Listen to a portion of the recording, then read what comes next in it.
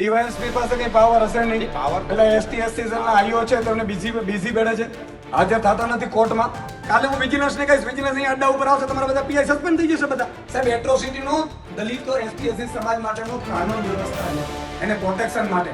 આવી રીતે supreme court સુધી જાય છે એટ્રોસિટીના કેસમાં, ફરજી એમ કે સુપ્રીમ કોર્ટ કે ભાઈ આ ખોટો છે, આ ખોટો છે, ખોટો છે, કાયદો ખોટો બનાવી દેશે સમાજ.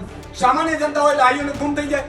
તમારા ભાજપનો નેતાને ધરપકડ થાય, આઈઓ હાજર ન રહ્યો જોઈએ, બીજે દિવસે બદલી કરી નાખે ડાંગમાં. આજે અમારી સાથે દુશ્મની લઈને તમે કરવો શું માંગો છો? ભાજપ તમને છોડાવવા નહીં આવે. મેં એસપી ને જેલમાં નાખાવે દાખલા છે. હું તમને આ તો નથી મારી પાસે તે સત્તા બાકી તમારી અધિકારીઓના મોબાઈલ હું ચેક કરીને એને એફએસએલ માં મોકલીને કરી દઉં કે કોણે તમને ફોન કર્યો. નમસ્કાર મિત્રો, ઈસુદાન સામે પોલીસનું ગેંગે ફેફે. આમ આદમી પાર્ટી ગુજરાતના પ્રમુખ ઈસુદાન ગઢવીએ પોલીસ સામે સવાલો કર્યા અને પોલીસ વિચારતી થઈ ગઈ કે શું જવાબ આપવા. મુદ્દો શું છે? શું ખરા અર્થમાં પોલીસ ભારતીય જનતા પાર્ટીના ઈશારે કામ કરે છે? શું પોલીસ ભેદભાવ રાખે છે? એક તરફ ખૂબ જ ઝડપથી કાર્યવાહી કરે અને બીજી તરફ ધરપકડ પણ ના કરે. કોઈ સારું કામ કરે, કોઈ નેતાઓ બદી દૂર કરે તો તેનું સન્માન કરવાનું હોય, તેને વધાવવાના હોય, તેની પાસેથી વધુ માહિતી મેળવવાની હોય. પરંતુ એ જ લડાઈ લડતા, સમાજમાંથી બદી દૂર કરતા નેતાઓને જેલમાં નાખી દેવામાં આવશે અથવા ફસાવવામાં આવશે તો સમાજ વચ્ચે શું મેસેજ જશે? શું એક સારા સમાજનું નિર્માણ આ રીતે થઈ શકશે? આ તમામ સવાલો છે. કારણ કે વિસ્તારથી વાત કરું તો ગાંધીધામથી સમાચાર સામે આવે છે. ઈસુદાન ગઢવી ત્યાં પહોંચે છે. એસપી હાજર નહોતા, ડીવાયએસપી સાથે વાત કરે છે, તેમને ઘણા સવાલો કરે છે અને કહે છે કે શું તમે ભારતીય જનતા પાર્ટીના ઈશારે કામ કરો છો? યાદ રાખજો કે આજે ભારતીય જનતા પાર્ટી છે, આવતીકાલે અન્ય કોઈ હશે. અને આ પ્રકારનો ભેદભાવ કેમ? આ કહેવા પાછળનું કારણ શું હતું? કાયનાત અંસારી છે, આમ આદમી પાર્ટીના મહિલા નેતા છે. તેમણે એક અઠવાડિયા પહેલા 6 માર્ચ આજુબાજુ એક જનતા રેડ કરી હતી ગાંધીધામના ગણેશનગર વિસ્તારમાં. દેશી દારૂનો રાફડો અને તેઓ ત્યાં પહોંચે છે, વધુ ઉજાગર કરે છે. જે બાદ કહેવામાં આવે છે કે તેનો જ ખાર રાખીને તેમને ફિટ કરવા માટે આખો તખ્તો ઘડવામાં આવ્યો અને તેમના પર એટ્રોસિટીની ફરિયાદ દાખલ કરવામાં આવી. જોકે કાયદાનું કામ કરશે, વધુ માહિતી સામે આવશે, પરંતુ જે પ્રકારે આરોપ લગાડવામાં આવી રહ્યા છે તે મુજબની હું તમને વાત કરી રહ્યો છું. કહેવાનું એ જ છે કે એટ્રોસિટીની ફરિયાદ શું ખરા અર્થમાં સાચી રીતે દાખલ કરવામાં આવી છે અને જે પ્રકારે જે ગતિએ કાયનાત અંસારી સામે કામ કરવામાં આવ્યું એ જ ગતિએ તમામ કેસમાં શું પોલીસ કામ કરે છે? આ બધા વિશે વાત કરવી છે. ઈસુદાને શું વાત કરી હતી વિસ્તારથી સાંભળો. નહીં, બહાર એટલે ક્યાં મારે મળવાનો છે તો બહાર એટલે થોડું ચાલે કે મારે તો મીટિંગ હતી, ભુજ મીટિંગ હતી સાહેબ. પૂછો ને ક્યારે આવે છે કે ઈસુદાનભાઈ આવ્યા છે મળવા માટે? ચાલુ મીટિંગમાં તો કેમ કહીશું? નહીં, ચાલુ મીટિંગમાં હશે તો કહેશે ને. રિસીવ નહીં થાય ને. તમારો પીએનો તો કરશે, પૂછો. ન થાય રિસીવ ફોન. મીટિંગ ચાલુ મીટિંગમાં થોડી ફોન રિસીવ થાય. ટ્રાય કરો ને, કઈ વાંધો નહીં. ત્યાં સુધી એવું તો મળી લો. ડીવાયએસપી સાહેબ છે અમારા. કોણ છે? રાજગોર સાહેબ મળીશું. બેઠા જ છે ત્યાં સુધી પછી ડીવાયએસપી પાસે કઈ પાવર હશે નહીં. પાવર એટલે એસટી એસસી સેલના આઈઓ છે તેમને બીજી બેઠે છે, હાજર થતા નથી કોર્ટમાં. એલસીબી છો તમે તો આ કોની જવાબદારી બને છે? પોલીસની જવાબદારી છે. પોલીસ કાર્યવાહી કરે છે. શું કાર્યવાહી કરે છે? કરે છે પોલીસે તમામ એમની એટલે આ રેડ પાડી, આપણી માની લો કે રેડ પાડી, પોલીસે તમામ કાર્યવાહી સુદાનભાઈ એના વિરુદ્ધ કરી છે. નથી કરી સાહેબ તો એમની 16 જણાએ મારી વાત સાંભળો. આ 2 કાયદા છે અત્યારે પોલીસમાં. એક છે ભાજપના ઈશારે ચાલનારો કાયદો અને બીજો છે આમ જનતા માટેનો કાયદો. આજે કાયનાતબેન અને એ લોકોનો વાક શું હતું? ત્યાં ગયા, રેડ પાડી. તમારે સન્માન કરવું જોઈએ ભાઈ. કાલે હું વિજિલન્સને કહીશ, વિજિલન્સ અહીં અડ્ડા ઉપર આવશે, તમારા બધા પીઆઈ સસ્પેન્ડ થઈ જશે બધા. તમને નથી ખબર પડતી? એની કાર્યવાહી કરી છે. એનો ગુનો દાખલ કર્યો છે. ફરિયાદીને કોણે કીધું છે? એને તમારા માણસે કીધું છે. તમને હું પ્રૂફ કરાવી દઉં. તમારા જે માણસ અડા ચડાવડાવે છે એને કરાવડાવી દઉં. ફરિયાદો થાય, ખોટી ફરિયાદો પછી માત્ર જનતા ઉપર આપણે જનતાને દારૂ કાંડા ઉપર રેડ કરી તો કાર્યકર્તાનું સન્માન કરવું જોઈએ. હું તો સન્માન કરું, પણ આ તો સન્માન તો દૂર, એને એટ્રોસિટીમાં આપણે કેસ કરાવડાવીને એટ્રોસિટીમાં ફરિયાદ થાય છે ને ઈ જ સેકન્ડે ઉપડી જાય છે એટ્રોસિટીમાંથી. એસપી શ્રીને લેખિતમાં આવે છે કે સાહેબ મને કોઈ એટ્રોસિટીમાં ફસાવવાની કોશિશ કરે છે. સાહેબ, એટ્રોસિટીનો દલિતો એસટી એસસી સમાજ માટેનો કાનૂન વ્યવસ્થા છે, એને પ્રોટેક્શન માટે. આવી રીતે સુપ્રીમ કોર્ટ સુધી જાય છે એટ્રોસિટીના કેસમાં, ફરજી એમ કે સુપ્રીમ કોર્ટ કે ભાઈ આ ખોટો છે, આ ખોટો છે, ખોટો છે, કાયદો ખોટો બનાવી દેશે એમનું સમાજ. તો એ સમાજને પણ કેટલું નુકસાન છે. બીજું કે આ વસ્તુ કર્યા પછી, ધરપકડ કર્યા પછી આઈઓ હાજર ન રહી, મરજી પડે ત્યારે આઈઓની મીટિંગ આવી જાય, આઈઓની દીકરી હોત તો આયોની દીકરી હોત તો શું થાય? આઈએસપી ની દીકરી હોત તો ત્યાં એટ્રોસિટીમાં આ તો બહુ દુઃખદ કહેવાય યાર. અને કોના ઈશારે થાય? તમે ભાજપનો કયો નેતાજી મને ફોન કરો, હું કહી દઉં એને. હમણાં તમારી અહીંયા પગે પડીને તમને કહી દે ભાઈ એને છોડી દો. આવી રીતે ચાલશે. અને બીજી વસ્તુ કે જે બ્રાહ્મણ સમાજનો યુવાને આપઘાત કર્યો છે, 18 નામો છે સુસાઇડમાં, 16 નામો ભાજપ વાળા છે અને એક ધરપકડ નથી થતી. અને આ એટ્રોસિટીમાં રાતોરાત તો કાયનાત બેનની ટીમને ધરપકડ કરી લે છે.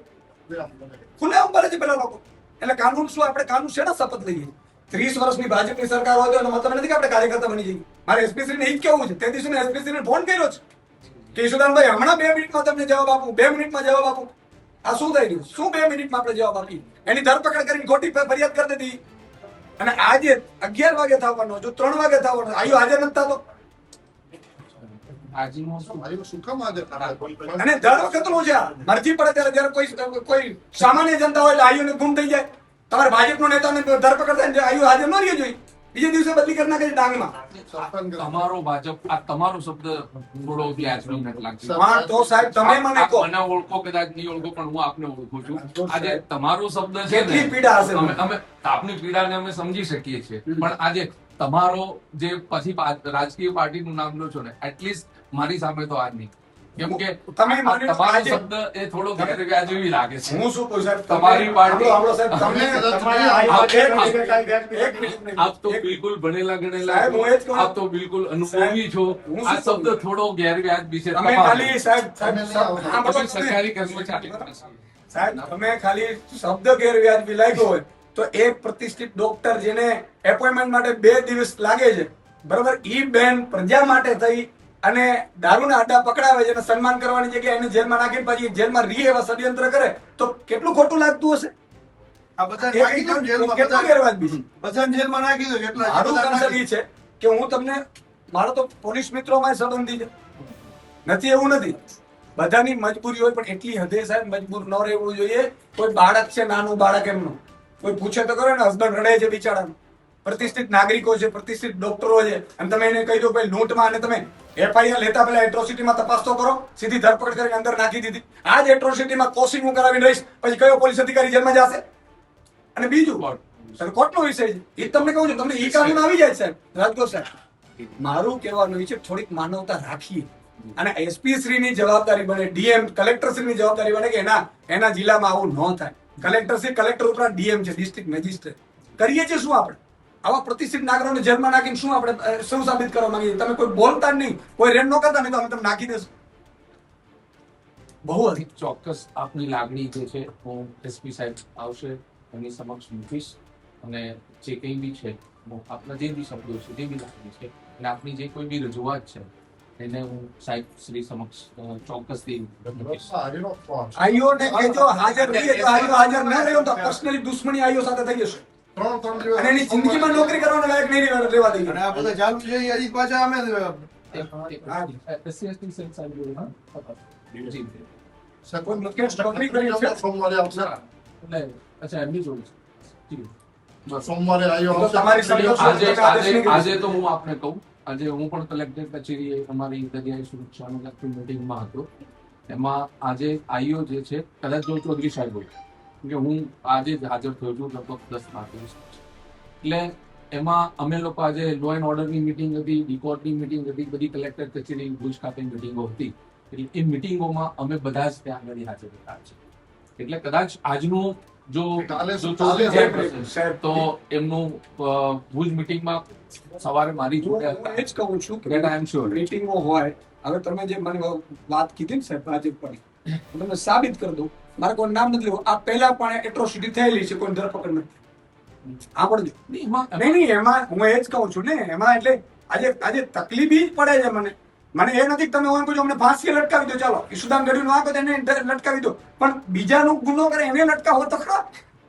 આજે મારું કન્સર્ન ઈ છે, જી. ઈ છોડી દો. ચાલો આજે અમારી સાથે દુશ્મની લઈને તમે કરવો શું માંગો છો? ભાજપ તમને છોડાવવા નહીં આવે.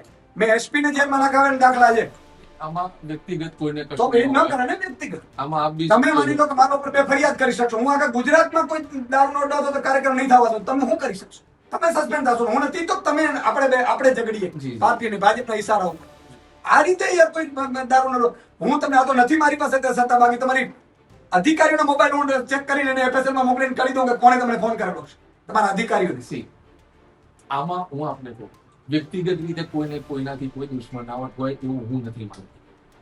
એમાં કોઈ પણ હોય, હું એ બીજી વાત, કોઈ મુદ્દો કોઈ પણ એફઆઈઆર થાય તો it's a matter of investigation, અને આઈઓ ને અનુકૂળતા, મતલબ જે કોઈ બી એફઆઈઆર ના પુરાવા કે ના આધારે, દરેક આઈઓ અલગ અલગ છે, દરેક કોર્ટના વ્યૂ અલગ હોય છે, એમ આઈઓના પણ વ્યૂ હોય, એ પ્રમાણે એને પુરાવાને એના આધારે એને તપાસ કરીને કામગીરી કરતા હોય છે. જ્યાં સુધી કોર્ટમાં હાજર રહેવાનો પ્રશ્ન છે તો હું જાણી લઈશ અને એસપી સાહેબ સુધી એ વાત પહોંચશે, કદાચ હું પોતે વ્યક્તિગત રીતે પણ આઈઓ સુધી વાત પહોંચતી કરીશ, અને નામદાર કોર્ટમાં પણ આપ કહી શકો છો, નામદાર કોર્ટ પણ તાત્કાલિક બોલાવી શકતી હોય છે.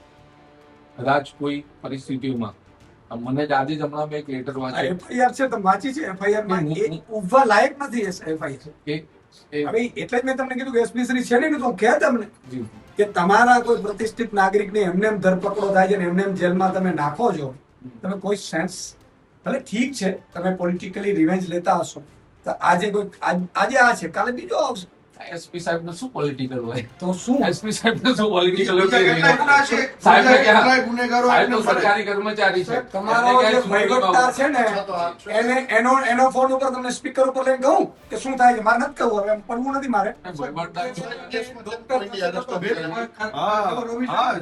બુટલેગર અને ડોક્ટર એ વચ્ચેના તો ભેદની ખબર હોવી જોઈએ ને ખાતાની.